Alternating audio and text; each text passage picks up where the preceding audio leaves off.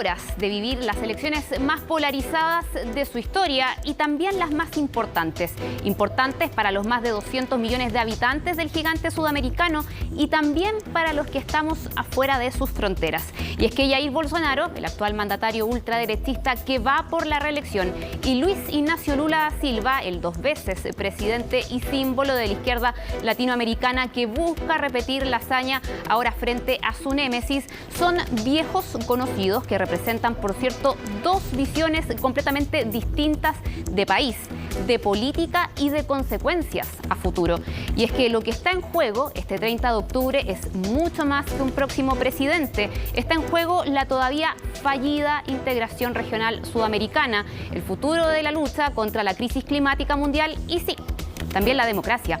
Tras 4 años de gobierno de un Bolsonaro que prácticamente se aisló de la región, privilegiando su sintonía con figuras como Trump y Putin, Lula ha hecho de la promesa de recuperar el liderazgo internacional de Brasil una de sus banderas de lucha, aunque el expresidente aún tiene problemas para condenar los regímenes autoritarios de la izquierda latinoamericana, y eso también podría definir su política internacional si con su triunfo consolida el giro progresista de la región.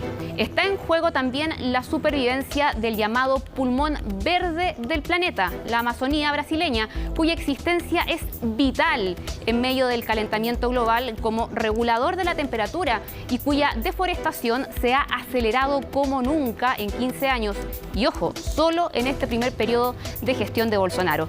Lula se ha comprometido a frenar su destrucción, pero en su historial aún pesa la construcción de una gigantesca represa durante su mandato. Y por último, Brasil es otro país a nivel mundial donde está en juego la democracia liberal, con sus guiños a dictaduras militares, críticas infundadas al sistema electoral, mentiras y constantes enfrentamientos con el poder judicial. Bolsonaro no ha hecho más que aumentar los temores sobre lo que podría ocurrir el 31 de octubre si la noche anterior pierde la reelección. Y ahora que su partido ostentará la bancada más grande del nuevo Congreso, su amenaza de cambiar la composición del Tribunal Supremo a su favor y debilitar así la independencia de los poderes del Estado se vuelve más tangible si logra esa reelección.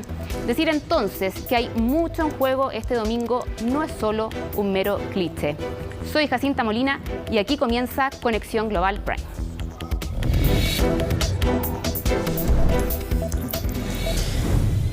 Bueno, hemos hablado de economía, medio ambiente, política, parte de los temas que están en juego en esta elección que se va a desarrollar el próximo domingo.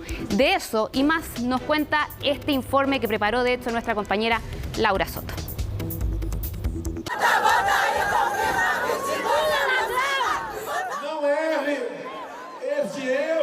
No cometan un error. Ese error puede ahogar a Brasil en el comunismo. Donde quiera que el comunismo llegue al mundo, la consecuencia es una: hambre, miseria, sufrimiento y pérdida de la libertad.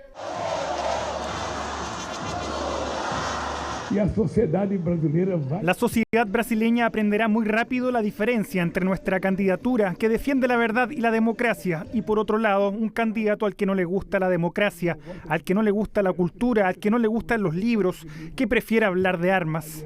Si algo ha definido estas últimas semanas de campaña electoral en Brasil han sido los ataques mutuos y las ofensas entre estos dos hombres. Y es que tanto Lula como Bolsonaro defienden con uñas y dientes su propia visión de lo que sucedería en Brasil si ellos mismos no salen electos en el balotaje de este domingo. Un día en el que cerca de 156 millones de personas elegirán uno de estos dos caminos para su país. Y en varios ámbitos las diferencias entre ambos son más que claras. Como por ejemplo en relaciones exteriores. Durante sus dos mandatos que se desarrollaron entre 2003 y 2010, Lula da Silva se posicionó como uno de los líderes de izquierda más importantes del continente. Sacó adelante iniciativas como UNASUR y el BRICS y ganó reconocimiento internacional por el auge económico que el gigante sudamericano experimentó esos años. Lula lo que quería hacer en su momento, lo que quiso hacer en su momento durante su presidencia, es mostrar todos los beneficios que había tenido, que había logrado internamente y que por lo tanto al país le correspondía jugar también un rol global mucho más relevante.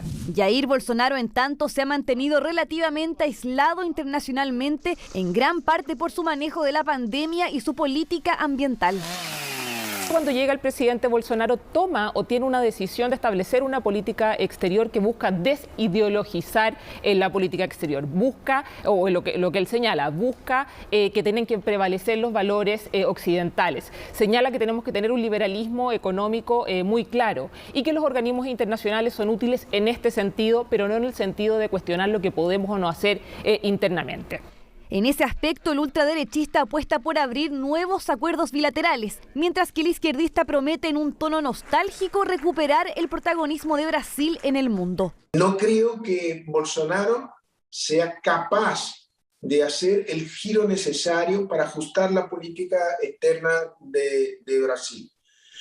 Lo de Lula tampoco ha sido muy explícito. Muy seguidamente se refiere a lo que ha hecho en el pasado. El tema acá es que las circunstancias son muy distintas. Distintas en el sentido de que ahora existe una guerra en Ucrania, en la que, por cierto, el ultraderechista ha mostrado cercanía a Vladimir Putin, evitando sumarse a las sanciones. La pugna entre China y Estados Unidos tampoco era tan dura cuando gobernó Lula, quien por su parte también ha sido criticado por no condenar activamente las violaciones a los derechos humanos en Cuba, Venezuela y Nicaragua. Queda por verse cómo Lula se va a mover en este mundo que no es el mismo mundo en el cual él gobernó y que fue un mundo muy favorable a países emergentes. Un mundo que en lo económico también ha cambiado bastante. El exmandatario aprovechó el auge de las materias primas que le dio un acelerado crecimiento a su país y que incluso lo llevó a convertirse en la sexta potencia económica a nivel mundial. A Bolsonaro le tocó enfrentar la pandemia que profundizó aún más la crisis que arrastraba a Brasil. Bolsonaro se presentó como un candidato, entre comillas, liberal, comprometido con la privatización, con el achicamiento del Estado, con un manejo fiscal disciplinado, pero en realidad no ha entregado esto. Entonces que tampoco Bolsonaro proyecta un escenario claro en materia de gestión de la economía.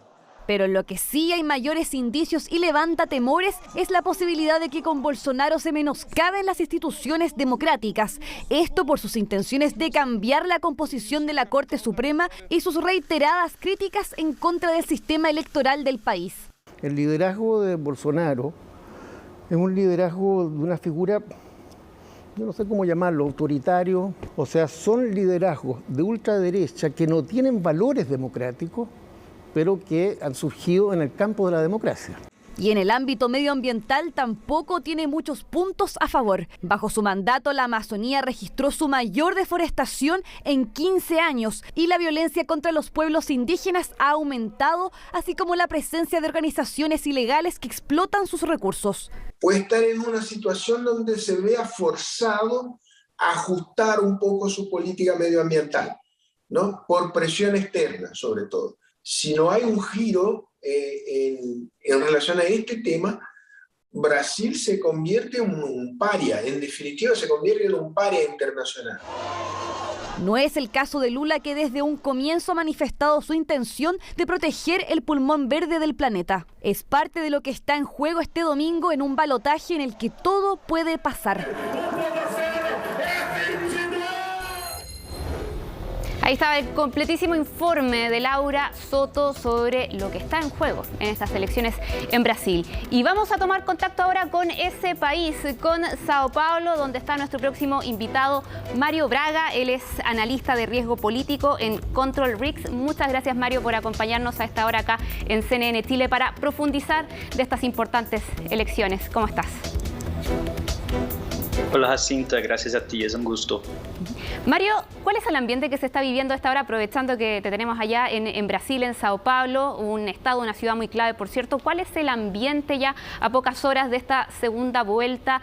¿Se siente quizás cierta incertidumbre en el ambiente electoral? Lo pregunto porque hay encuestas, sabemos lo que pasó con las encuestas en la primera vuelta, pero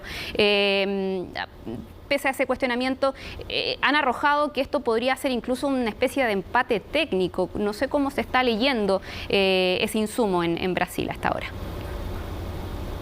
Sí, Jacinta, creo que lo que pasa es que sigue la polarización, ¿no? Hay apoyadores tanto de Bolsonaro como de Lula que siguen movilizados Y lo que has dicho de las encuestas es verdad. En general, las encuestas para la segunda vuelta están indicando una estabilidad después de la sorpresa que hubo con Bolsonaro en la primera vuelta. Entonces, que Bolsonaro sigue teniendo como 43% y Lula sigue con 48, 49, y hay esta diferencia. No en tanto, hay encuestas que muestran una diferencia muy más pequeña y que los dos pueden estar hasta empatados. Entonces, creo que la conclusión que se tiene es que hay sí posibilidades de que Bolsonaro gane las elecciones. No es algo que hoy se considere imposible, algo que antes de la primera vuelta se consideraba mucho más improbable, y hoy es como que hay juego para que Bolsonaro pueda ganar más votos hasta el domingo y ser reelegido. Entonces nosotros sí tenemos como que un tanto de incertidumbre hasta el domingo, y claro que a monitorear cosas que aún van a pasar, como por ejemplo el debate el jueves por la noche, que puede ser el último evento que pueda cambiar las intenciones de los votantes. Antes de analizar también los hechos que han marcado esta recta final, esta campaña por el balotaje, expliquemos un poco qué fue lo que ocurrió con las encuestas que se analiza, sobre todo después de la primera vuelta, porque al parecer el censo era muy antiguo y eso quizás pudo haber tenido algún tipo de influencia. ¿Qué mirada se ha hecho y qué análisis y cómo están las encuestadoras trabajando ahora después de lo que ocurrió en la primera vuelta y qué pasó, por cierto? Sí, creo que hay una serie de factores que nos ayudan a entender lo que pasó. Uno de ellos es lo que has dicho del censo. El último censo que Brasil realizó fue en 2010 y después, por causa de la pandemia y por cuestiones de presupuesto, no fue hecho en 2020 y 2021 y está haciendo ahora. Entonces, básicamente se tiene datos que son muy antiguos y hubo institutos tradicionales que se refirieron, por ejemplo, a datos del censo e intentaron hacer como que ajustes más pequeños. Y hubo institutos y que quedaron como que otros datos del IBGE, el Instituto de Estadística de Brasil, y que hicieron inferencias distintas. Entonces, por ejemplo, solo para pegar un ejemplo, que son los votantes que cobran hasta 2 sueldos mínimos en Brasil. Las encuestas, por ejemplo, de Datafolha y IPEC, consideran que este grupo forma como que 50-55% de los electores en Brasil. Y otros institutos consideran que no, que con base en otras encuestas de PNAD continua de IBGE, estos grupos representan como que 38 o hasta 40% de los votantes. Y eso es muy importante porque entre los votantes que cobran hasta 2 sueldos mínimos, la ventaja de Lula es muy larga, es como cosa de 20 puntos o 30 puntos. Entonces, si hay una diferencia en la composición de la muestra, eso ayuda a explicar por qué hubo encuestas que indicaban Lula como que 15 puntos adelante de Bolsonaro, y lo que se vio en el conteo fue una diferencia de 5 puntos. Y otra diferencia también que nos ayuda a explicar es que, por ejemplo, Bolsonaro siguió por todo su mandato haciendo manifestaciones, la gente iba a la calle. Entonces, esto también evidencia un poder de movilización de sus apoyadores que se fueron en el día de la votación y votaron por Bolsonaro. Al paso que del lado de Lula puede haber habido, por ejemplo, una interpretación que las encuestas indicaban que Lula quizá pudiera ganar en la primera vuelta, o entonces que grupos que apoyan a Lula, como los más pobres, las mujeres, los más jóvenes, están entre aquellos que tienen un índice de comparecimiento a las urnas más bajo.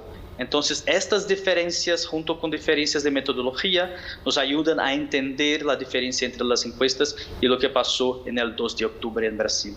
Y eso que tú mencionabas también, el tema del voto de los más pobres, quizás ayuda a entender parte de las iniciativas de ayuda social que ha hecho Bolsonaro recientemente con este Auxilio Brasil, donde no están aseguradas, digamos, las ayudas para enero en adelante, pero sí en este tramo de la campaña ha recibido críticas por utilizar precisamente los recursos públicos en aquello.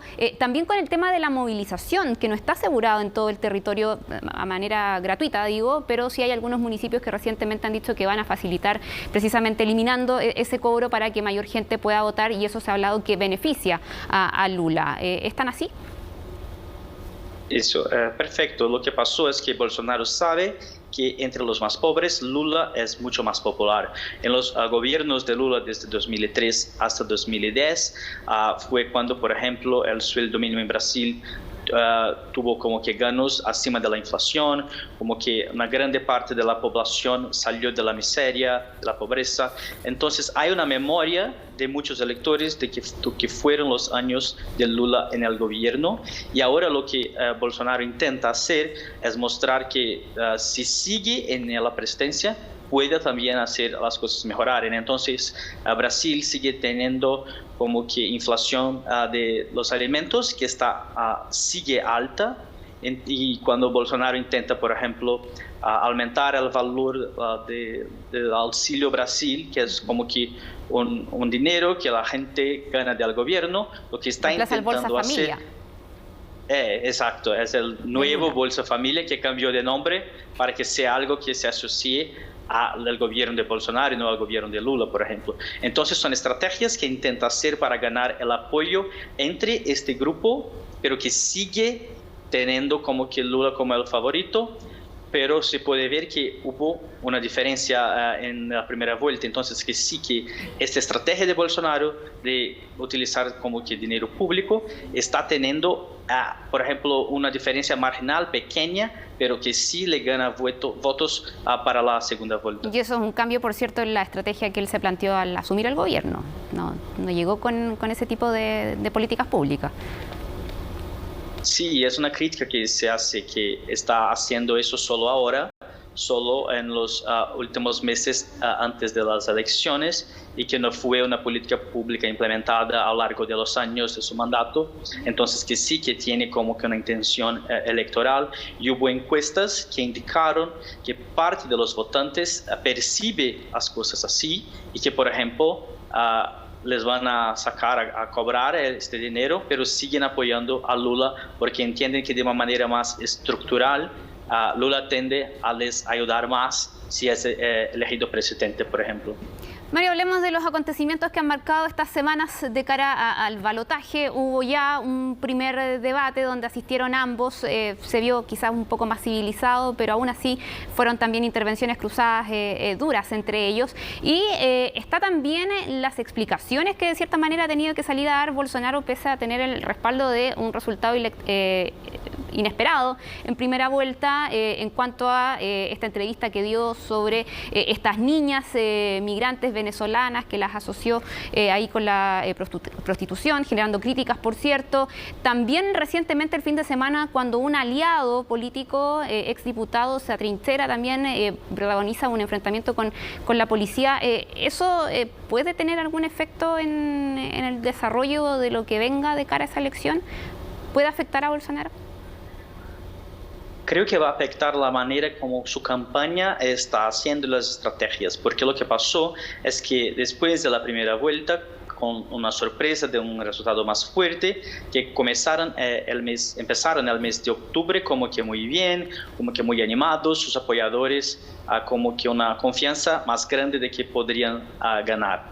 Y lo que pasó es que estos incidentes que has mencionado han cambiado la manera como que el debate hasta la segunda vuelta, hasta el balotaje, ocurre. Entonces que Bolsonaro pasó a tener una postura muy más defensiva, como que tener que dar explicaciones, que había dicho de las chicas de Venezuela no era bien aquello, que estaba intentando decir otra cosa, y ahora que un apoyador suyo como que sacó una arma y atiró contra policiales federales el domingo, que ahora no es más su aliado. Entonces, todo eso pone a Bolsonaro en una posición que es un poco de desventaja porque tiene que dar explicaciones. Pero es importante también considerar que la mayor parte de la campaña que se hace en las redes sociales, por ejemplo, hay burbujas. Entonces, que la campaña de Bolsonaro hablando con sus apoyadores, estos eventos muy difícilmente iban a tirar votos de Bolsonaro.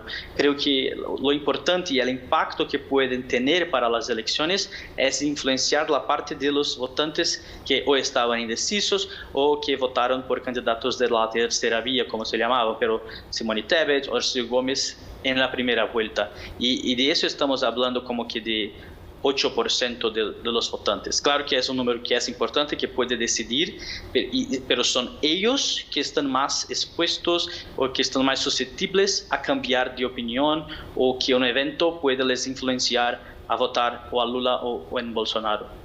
Y lo que tú dices quizás también tenga relación con el nivel de desinformación que se ha visto en esta campaña. Recientemente veíamos cómo incluso la justicia tomaba medidas para eliminar ese contenido, incluso con multas. ¿Cómo se observa esto en Brasil? Porque da la impresión de que es un nivel de desinformación que no se había visto en ninguna otra campaña anteriormente. Sí, hay un nivel de desinformación que es muy alto y también una reacción de la justicia que intenta hacer frente a estas estrategias de las campañas. Entonces, es como que hay un debate, incluso entre juristas, si lo que la Suprema Corte Electoral está haciendo está cierto o si está como que pasando de los límites. Los apoyadores de Bolsonaro, por ejemplo, argumentan que se está haciendo como que censura, que eso no se puede hacer. Y por otro lado, lo que los apoyadores de Lula o lo que aquellos que intentan defender la democracia, por ejemplo, sus argumentos son de que son tiempos muy extremos, que la situación es muy delicada y que por eso la Corte Electoral tiene o debería tener poderes más amplios para poder reaccionar a todo eso. Entonces, sí que es una situación muy específica, muy delicada y que seguro que por los próximos años vamos a ver las elecciones en Brasil como un estudio de caso de que cómo instituciones pueden reaccionar a estrategias de desinformación y fake news, por así decir. Mario Braga, analista de riesgo político en Control Risks, te agradezco muchísimo esta conversación con CNN Chile para poder profundizar también lo que se está viviendo allá en tu país, en Brasil, de cara a esta elección. Gracias a ti, Jacinta, y a CNN Chile. Nos vemos, que estés bien. Nos vamos a desplegar nosotros ahora a nuestro wall, porque ya hablábamos con Mario el tema de, por ejemplo, las ayudas económicas que se han convertido en un actor muy relevante en esta elección y tiene que ver, por cierto, con la composición territorial de Brasil y con los resultados que conocimos en la primera vuelta. Vamos a desplegar ahora un mapa precisamente de lo que ocurrió en esa primera elección, en esa primera vuelta, con cómo quedó Brasil prácticamente dividido, ¿no?, entre aquellos que apoyaron a Jair Bolsonaro y aquellos que votaron por Lula. En rojo, por cierto, que es el color del Partido de los Trabajadores, están marcadas aquellas zonas, aquellos estados donde ganó el exmandatario, y en azul Jair Bolsonaro, sobre todo en el sur, sobre todo en las áreas urbanas. Y eso nos explica, por ejemplo, que los primeros resultados que conocimos en esa elección, en esa primera vuelta, venían precisamente de esas zonas y por eso la diferencia, los votos más bien estaban favoreciendo en ese entonces, en esas primeras horas, a Jair Bolsonaro. Fue cuando conocimos los resultados ya de la zona norte-este, del llamado noreste, donde ahí vimos, por cierto, que la balanza ya comenzaba a inclinarse a favor de Lula da Silva. Es, de hecho, este noreste, también conocido como nordeste en portugués, la zona más pobre, más vulnerable de Brasil y donde precisamente en las últimas semanas, ya con este balotaje confirmado, por ejemplo, la campaña de Jair Bolsonaro ha intentado focalizar todos sus discursos, sus ayudas económicas. Por cierto, se ha desplegado también el actual mandatario a esa zona para intentar captar los votos en un lugar donde históricamente se ha votado, por cierto, a favor del Partido de los Trabajadores, a favor de Lula. Se vio incluso también en la elección pasada de 2018, que era una zona también donde había presencia de, más bien en voto, ¿no?, apoyo al Partido de los Trabajadores y a Lula. Ese era parte del mapa que desplegábamos, por cierto, con cómo quedó Brasil después de la primera vuelta solo el domingo. Vamos a ver si se mantiene o no esto ya después de ese balotaje. Continuamos con este análisis de la campaña y de las elecciones que se vienen el próximo domingo en Brasil. Mónica Rincón conversó con el senador brasileño Nelsinho Trat, quien recientemente anunció de manera formal su apoyo a Jair Bolsonaro, que lo llevó a entregar ese respaldo. ¿Cómo ve esta campaña electoral? Y por cierto, lo que se podría venir con las relaciones entre Brasil y Chile tras lo que vaya a ocurrir el domingo. De eso y más conversaron en esta entrevista que les invitamos a revisar a continuación. Vamos a conversar con el senador Nelsinho Trat, que es además un senador que apoya al presidente Jair Bolsonaro y además es miembro del Grupo Parlamentario Brasil-Chile en el Congreso Nacional y presidente del Frente Parlamentario del Corredor Bioceánico. Senador, gracias por conversar con CNN Chile. Muchas gracias. Mis felicitaciones para ti y todos los espectadores. Es un placer estar participando en este programa. Quisiera preguntarle, ¿por qué apoya a Jair Bolsonaro?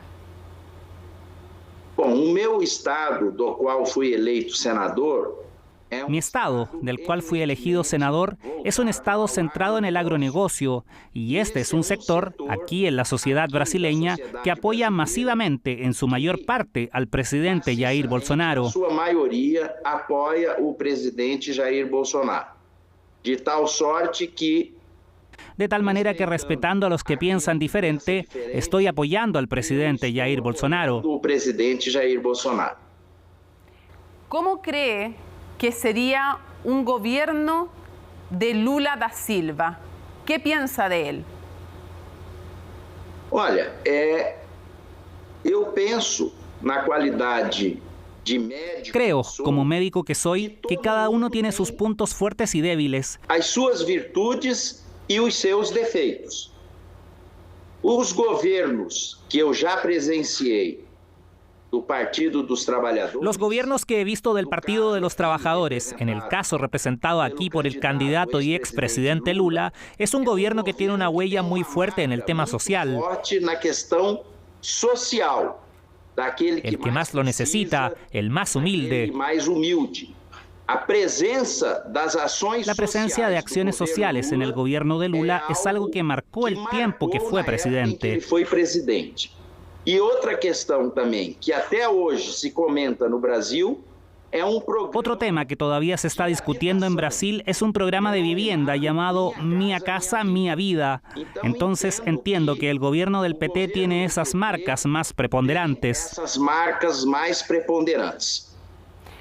Senador, ¿cómo responde a las críticas al presidente Bolsonaro sobre mal manejo de la pandemia o que no respeta la democracia? Eu sou médico, como eu já disse para vocês. Soy médico, como les dije, y seguí muy de cerca la evolución de la pandemia de Brasil. A evolução da pandemia no Brasil. La opinión personal del presidente Bolsonaro con respecto a la vacunación prácticamente no tiene influencia dentro de la sociedad brasileña. Dentro da sociedade brasileira. Até porque aquí no Brasil existe Sobre todo porque aquí en Brasil existe una cultura, ya en la conciencia de los brasileños, de que la vacuna es importante para la vida de cada persona. Para a vida de cada Então,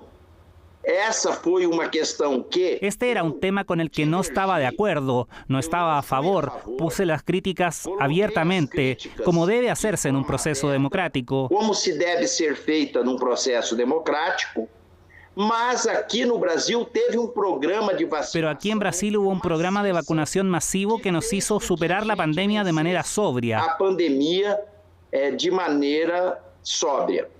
Dessa forma, compensou. De esta manera, la actitud frente a la pandemia fue compensada con el Programa Nacional de Vacunación, que fue muy bien difundido en todo Brasil, que es un país continental, un país grande, a través de nuestro sistema de salud, que hizo posible que todos tuvieran la vacuna en el brazo. En Brasil no faltaba vacuna. Quien la necesitaba, quien quería tomarla, la tenía. Vacina no Brasil, Quem precisou teve, quem quis tomar tomou.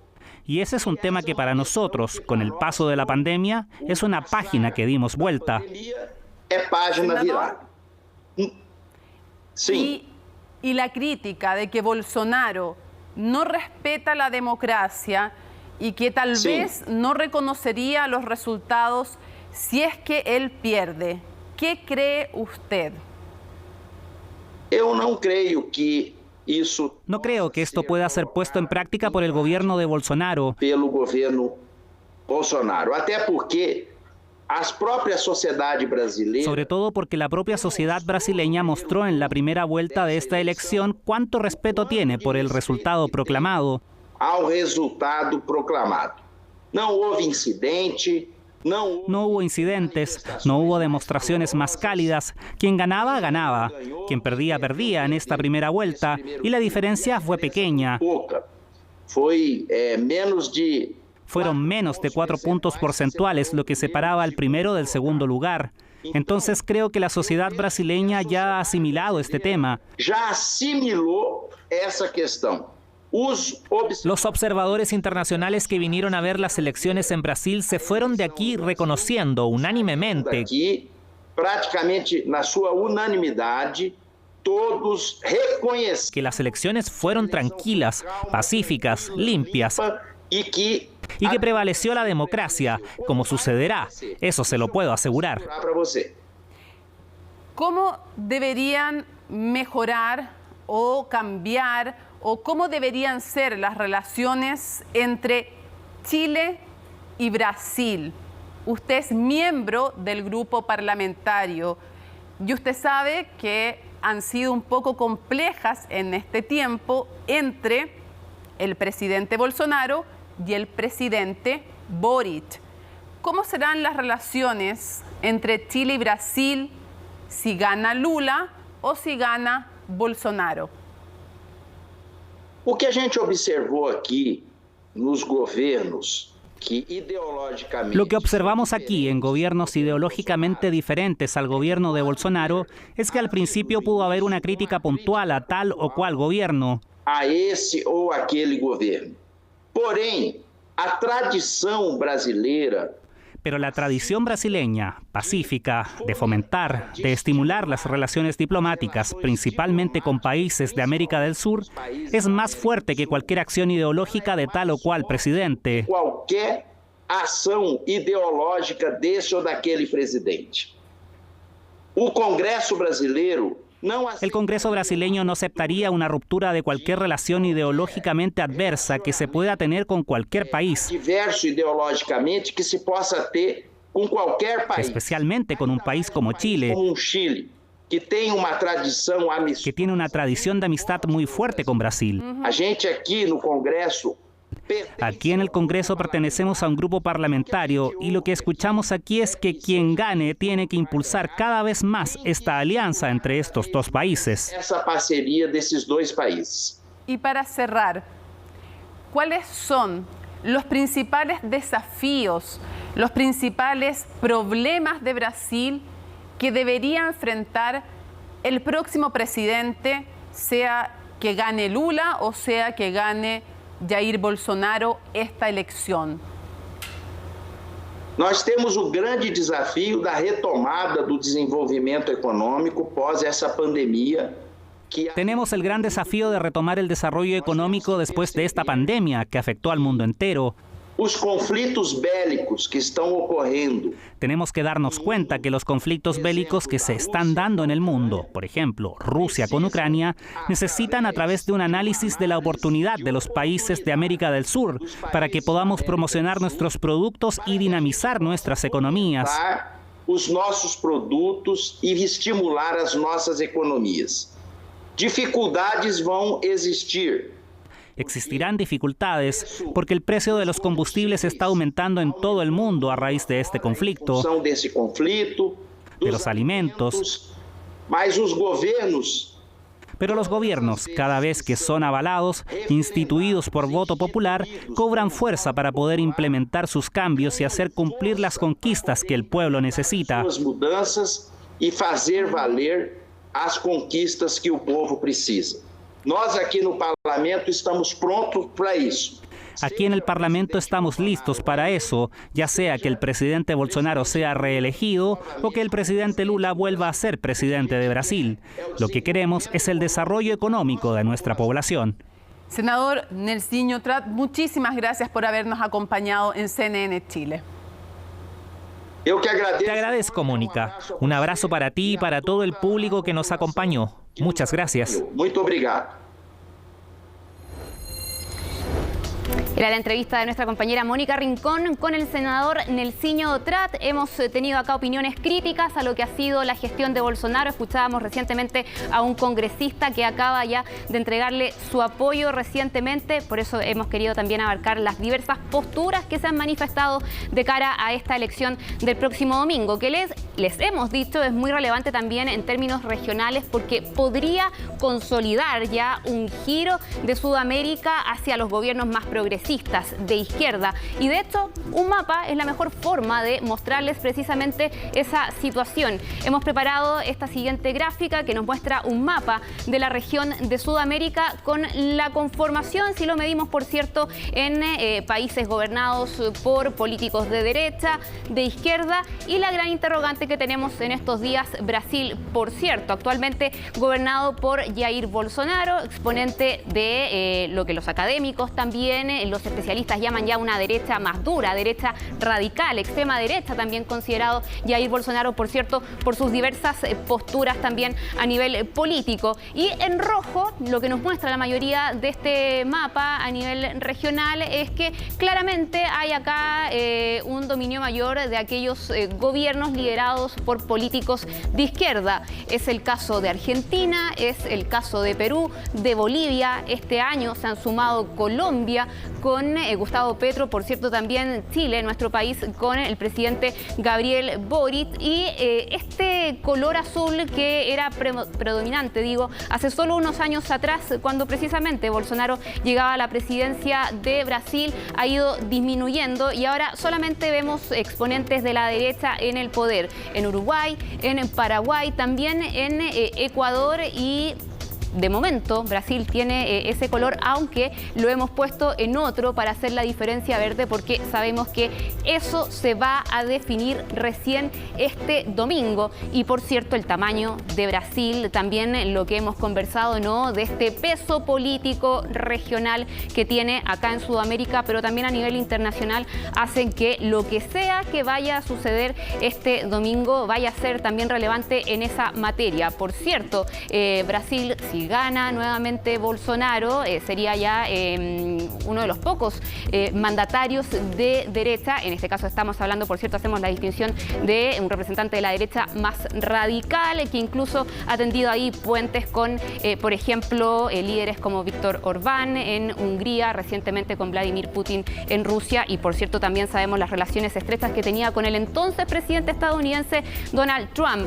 La balanza se consolida muchísimo a ese color rojo si es que Lula da Silva vuelve al poder este domingo y en caso de ese resultado electoral favorable para el petista. Parte del análisis regional también que queríamos hacer, mostrándoles, por cierto, la relevancia de estas elecciones. Nos vamos a un pequeño corte, ya regresamos con más análisis aquí en Conexión Global Prime.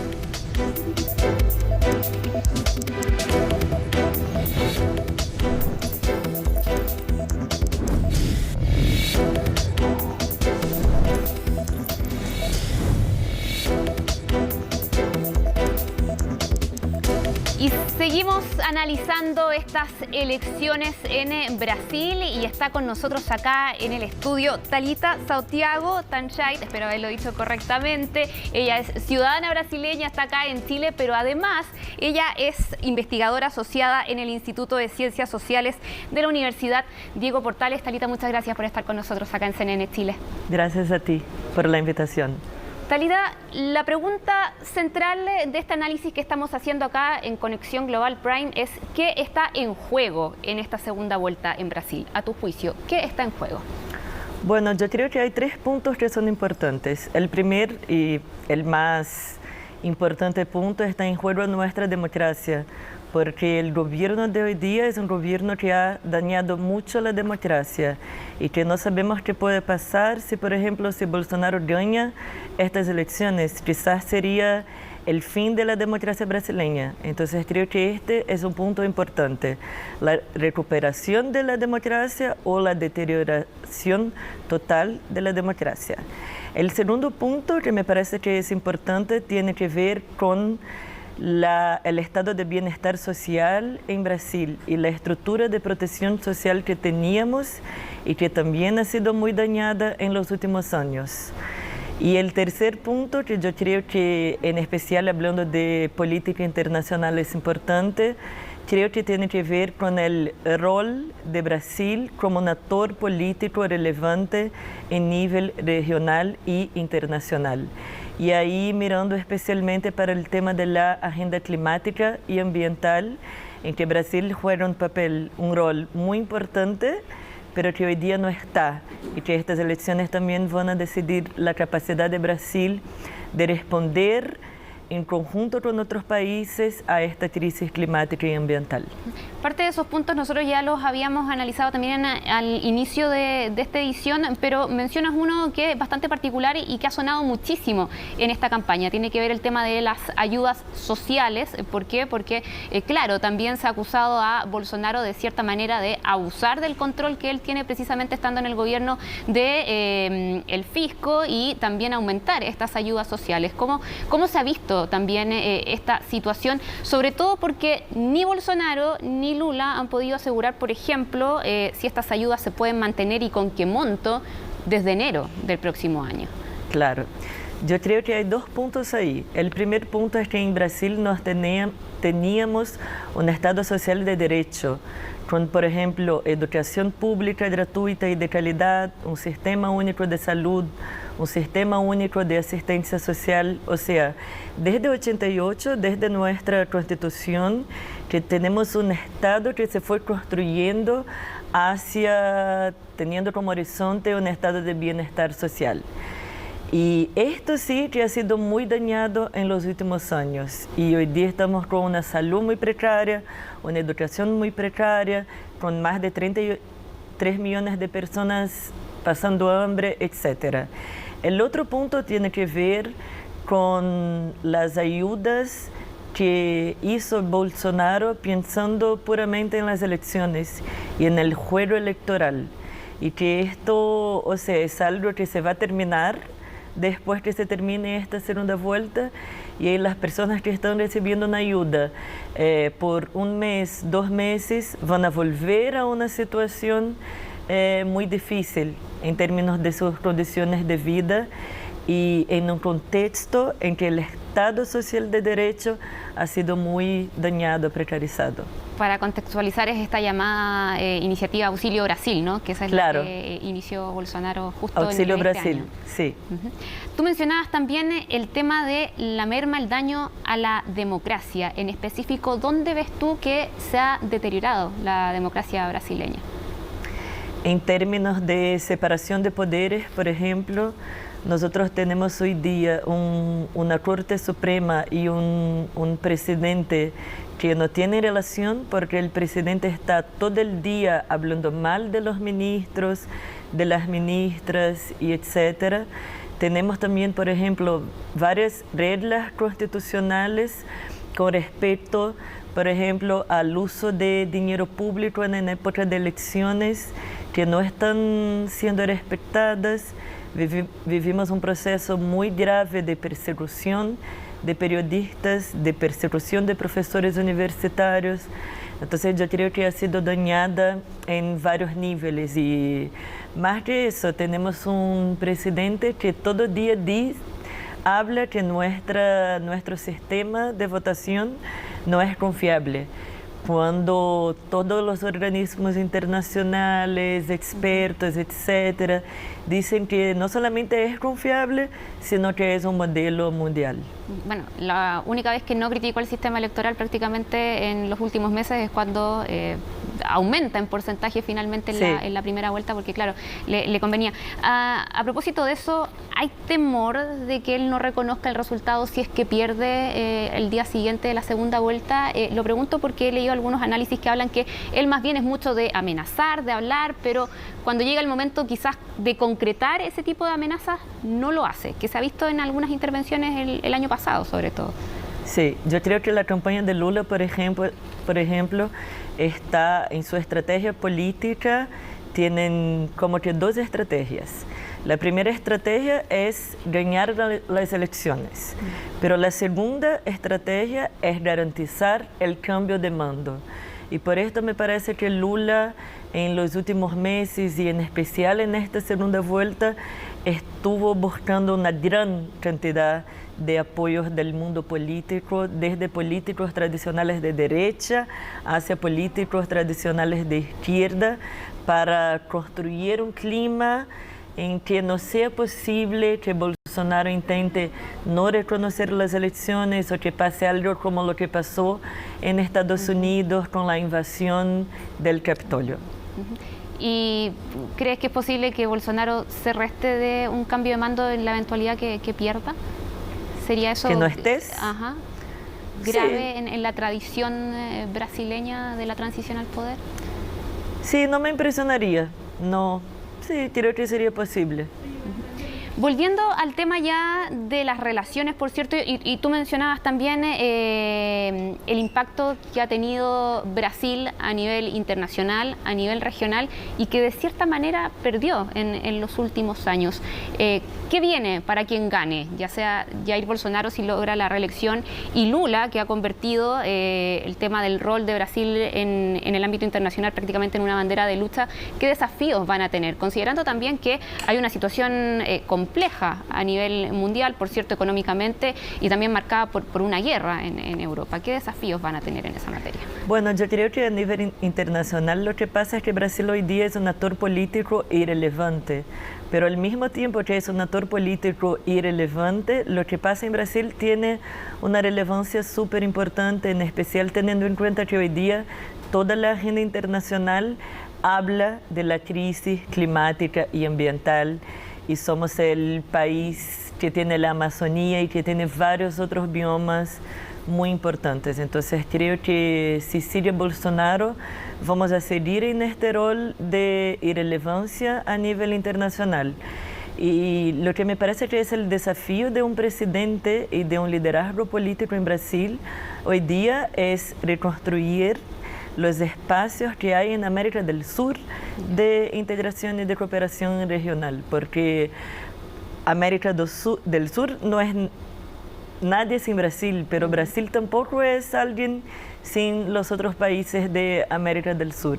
Entonces me parece que recuperar espacios como el Mercosur u otras instancias para lidiar con temas muy importantes como la crisis económica, sanitaria, humanitaria, la crisis en Venezuela, la crisis migratoria, la crisis climática y ambiental, yo creo que ahí Brasil puede o debería cumplir un rol importante. Ahora, bajo la gestión de Bolsonaro, Brasil prácticamente se ha restado, ¿no?, de esa gestión más bien regional o sí, de la presencia. En cuanto a Lula, en la eventualidad de que gane, considerando que él ha también levantado este tema, ¿no?, volver al protagonismo, sobre todo que lo convirtió a él, ¿no?, de cierta manera en un líder regional de izquierda, ¿lo va a tener fácil en este ambiente, sobre todo considerando lo que ha ocurrido en los últimos 4 años, las divisiones también que hay a nivel regional? Por cierto, que lo que ocurra con él, si gana, consolida un giro, ¿no?, de la región a la izquierda, pero ¿va a ser sencillo para él retomar esas relaciones? Yo no creo que es sencillo, pero tampoco creo que tenemos que pensar en términos de disputa ideológica, porque lo que yo creo que es importante hoy día es construir algún nivel de diplomacia, porque lo que pasó en Brasil en los últimos años es que no tuvimos diplomacia, no tuvimos diplomáticos lidiando con los países, manejando las distintas agendas. Por ejemplo, piensa lo que Chile hoy día aún no tiene embajador en Brasil, porque Bolsonaro no ha aceptado la invitación de Gabriel Boric. Lo mismo está pasando con Gustavo Petro, que está esperando el resultado de las elecciones para indicar el embajador de Colombia en Brasil. Entonces, cuestiones que son muy sencillas para empezar negociaciones diplomáticas y que tengan relación con la trayectoria de la diplomacia brasileña, que es de diálogo y de la construcción de la paz. Ahí yo creo que esto se puede hacer y que no es tan difícil. Me lo comentas de una forma que se da a entender como que prácticamente la región está paralizada también esperando lo que vaya colapsada, a acontecer. Claro. Vivimos un vacío en términos de regionalismo hoy día, que es totalmente distinto de otras épocas, de otros periodos. Es un vacío, es una región que no tiene capacidad de construir prácticamente nada en términos de integración y de cooperación. Y yo creo que esto no es bueno para ningún país y que todos los presidentes que tienen un mínimo de mirada en medio plazo y de la importancia de la política internacional para su propia economía, por ejemplo, quiere que América del Sur vuelva a tener algún tipo de articulación conjunta, de una voz común. Thalita, por último, también en el ámbito regional, se ha visto en todo caso a Lula con dificultad, si no hacerlo prácticamente, por ejemplo, en lo que tiene que ver con la condena con los regímenes dictatoriales acá en la región, sobre todo de izquierda, en un momento en que ya decíamos se consolida este giro, pero también liderazgos que han surgido, entre ellos el presidente chileno también, han alzado la voz para condenar, por ejemplo, lo que ocurre en Nicaragua, en Venezuela. ¿Qué rol podría ahí tener Lula? ¿Va a tener quizás que ser más enfático en su postura al respecto? ¿O por qué le ha costado tanto? Considerando que eventualmente va a tener que lidiar con esto si es que retorna al poder. Yo creo que le ha costado tanto por cuenta de las relaciones históricas que tiene Lula con Venezuela, con Cuba, con Nicaragua. Piénsalo tú, por ejemplo, que el PT, que es el partido de Lula, fue el partido fundador del Foro de São Paulo, con el Partido Comunista de Cuba. Entonces yo creo que le ha costado por esto, y esto me parece que es un problema, que es un punto débil de su campaña. Ahora, yo creo también que Lula está pensando que si es que vuelve al poder, vamos a ver qué va a pasar en el domingo, no está tan interesado en condenar o no, sino que en liderar una negociación, por ejemplo, en Venezuela, entre gobierno, oposición, líderes sociales, líderes políticos, para que Venezuela encuentre una salida pacífica, con capacidad de recuperar su democracia, su estabilidad política. Porque es importante decir que esta es la tradición diplomática brasileña. No es de interferencia, sino que de buscar soluciones para que la paz sea la regla en la región y no la guerra.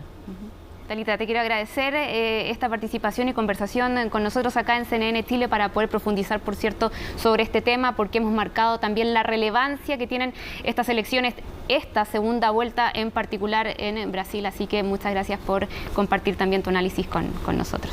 Gracias a ti. Bueno, y a ustedes les hacemos la invitación a que sigan en la compañía de CNN Chile. Ya viene más análisis, más información, por cierto. Y además estén atentos a la cobertura especial que estamos preparando junto a todo el equipo de nuestro canal de estas elecciones en Brasil. Que estén muy bien.